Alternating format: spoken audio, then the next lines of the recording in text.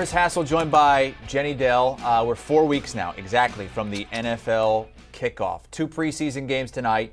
Most of the preseason games happening Friday and Saturday, including the Bucs facing the Dolphins, but we're not going to see the GOAT in that one or the next one.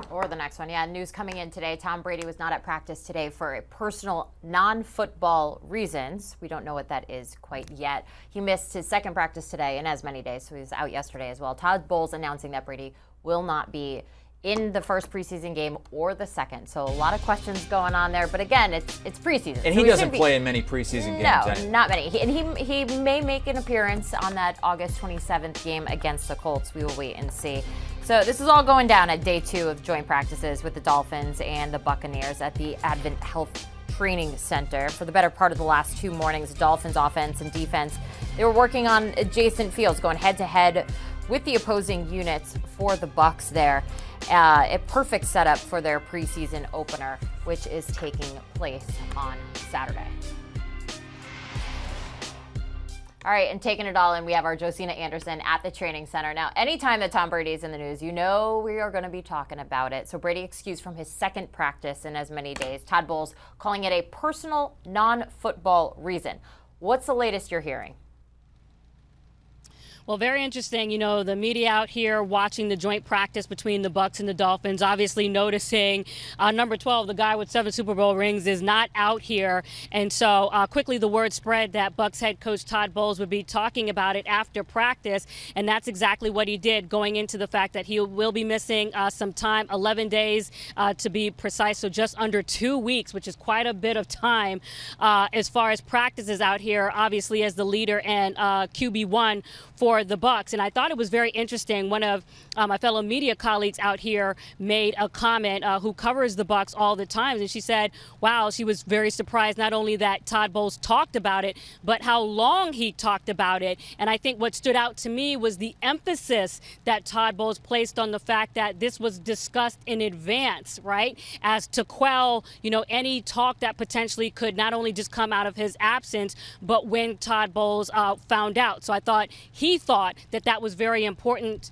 that get out. But even more so, the reason why his absence sticks out is because, you know, the Bucs have been dealing with some wide receiver injuries, which I know we'll go more into. But the fact that he alluded to Russell Gage, who got injured yesterday in one-on-one drills, being day-to-day. You got Mike Evans with the hamstring. You got Chris Godwin working his way back from the ACL. And Perriman also dealing with the leg injury from the beginning of the month.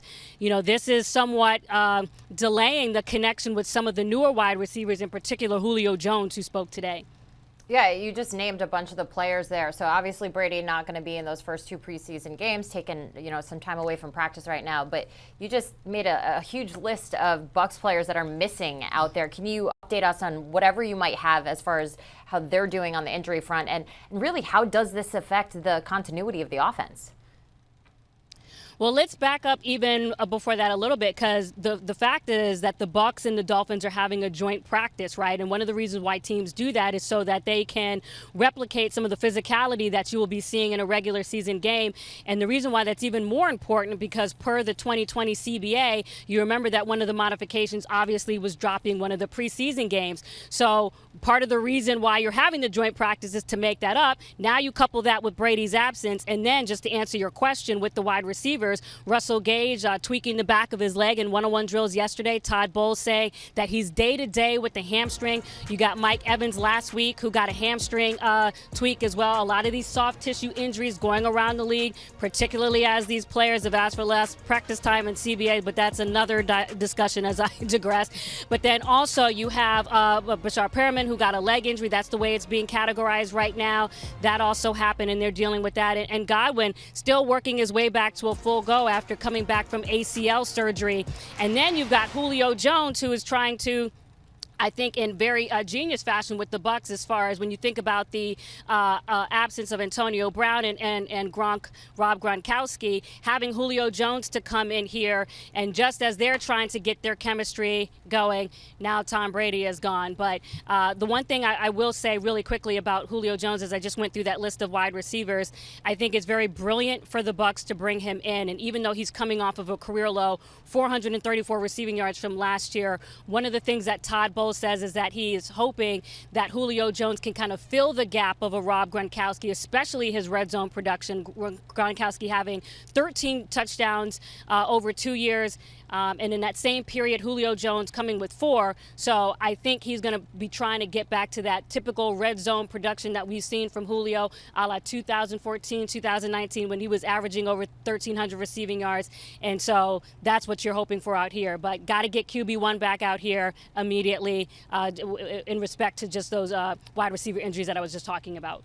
Yeah, important just to get comfortable with each other. Start of a new season, you want to get everyone on the same page there. Now, you spoke about Todd Bowles and the fact that he, went out and he talked about this situation with Tom Brady and the length that he spoke about the situation. But you also had an opportunity to go one-on-one with him. So what were some of your biggest takeaways from that conversation?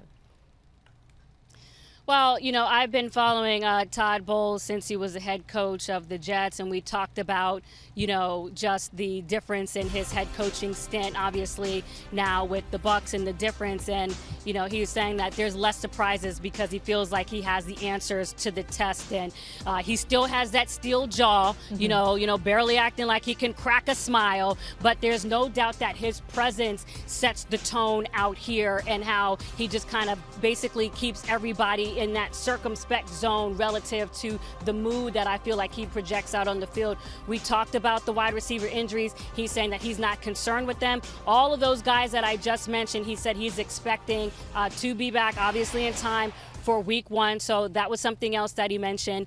And then, lastly, you can't talk to Todd Bowles without talking about the defense. One of the things that people should know out there, if you don't follow the Bucs every day, is that wherever Todd Bowles goes, the Bucs rushing defense automatically gets better. I believe that I know that they were in the bottom tier before he got here. I don't remember the exact number. I want to say it was 24th.